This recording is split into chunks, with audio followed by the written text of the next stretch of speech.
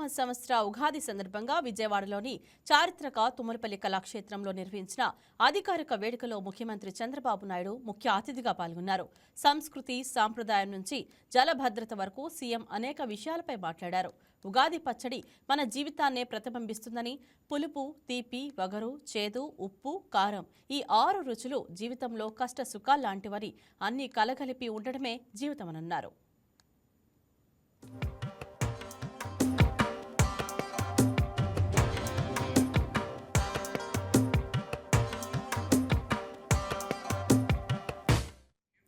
పరాభవ నామ సంవత్సరం రాష్ట్ర ప్రజలందరికీ మేలు చేయాలని ఆకాంక్షిస్తున్నట్లు సీఎం చెప్పారు.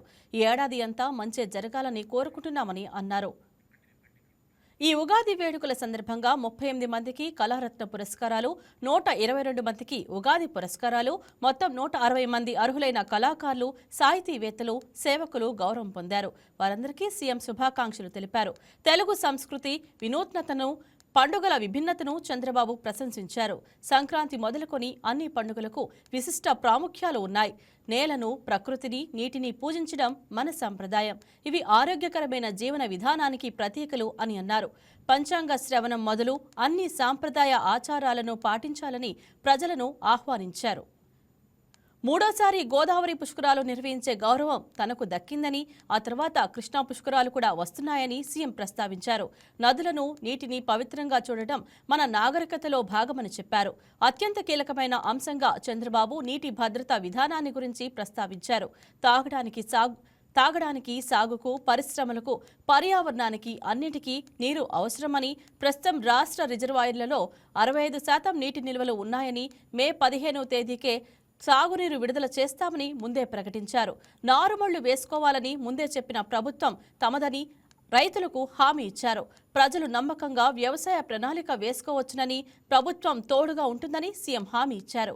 ఈ పరాభవ నామ సంవత్సరం ఆంధ్రప్రదేశ్ అభివృద్ధికి పరాభవం కాదని, పురోభివృద్ధికి శ్రీకారం అవుతుందని సీఎం విశ్వాసం వ్యక్తం చేశారు. ఉగాది పండుగ సందర్భంగా శుభాకాంక్షలు. పరాభవ నామ సంవత్సరం అన్ని విధాలా బాగుంటుందని వారు చెప్పడం జరిగింది. ఇది వాస్తవం కావాలని మరొక్కసారి మనస్ఫూర్తిగా కోరుకుంటున్నా. 2 రాష్ట్రాల్లో ఉండే తెలుగు ప్రజలకి, దేశం మొత్తం ఉండే వివిధ రాష్ట్రాల్లో ఉండే తెలుగు ప్రజలకి, ప్రపంచవ్యాప్తంగా ఉండే తెలుగు వారందరికీ ఉగాది శుభాకాంక్షలు. ఉగాది అనేది తెలుగువారి తొలి పండుగ. ఇప్పటి నుంచి పండుగలన్నీ ప్రారంభమవుతాయి. తెలుగువారికి నూతన సంవత్సరం మొదలయ్యేది నేడే. అయితే మన ప్రత్యేకత మనం చూస్తే ఉగాది పచ్చడి మన జీవితాన్ని ప్రతిబింబిస్తుంది. ఉగాది పచ్చడిలో ఇప్పుడే అందరూ సేవించాం, అది మన ఆచారం. ఇందులో చూసి తీపు, పులుపు, ఉప్పు, కారం, చేదు, వగరు అనే రుచులు ఉన్నట్లే మన జీవితాల్లో కూడా కష్ట సుఖాలుంటాయి. కొంతమంది ఎక్కువ కష్టాలు తెచ్చుకుంటాం, కొంతమంది బ్యాలెన్స్గా ఉంటే కష్టాలను అధిగమించే శక్తి కూడా మనకుందని చెప్పి కూడా నేను మీకు తెలియజేస్తున్నా. తెలుగు సంవత్సరాలు 60 ఉంటే ఒక్కో ఏడాదికి ఒక్కొక్క పేరుంది. ఈ ఏడాది పేరే పరాభవ సంవత్సరం. ఉగాది పచ్చడి ఎంత ఇష్టంగా తింటామో అదే సందర్భంలో పంచాంగ శ్రవణం కూడా అంతే ఇష్టంగా వింటాం. అందరం కూడా కోరుకున్నది ఒకటే, ఈ సంవత్సరం నాకు అంతా మంచి జరగాలి, నేను మా కుటుంబం బాగుండాలి అని మనం అందరం కోరుకుంటాం.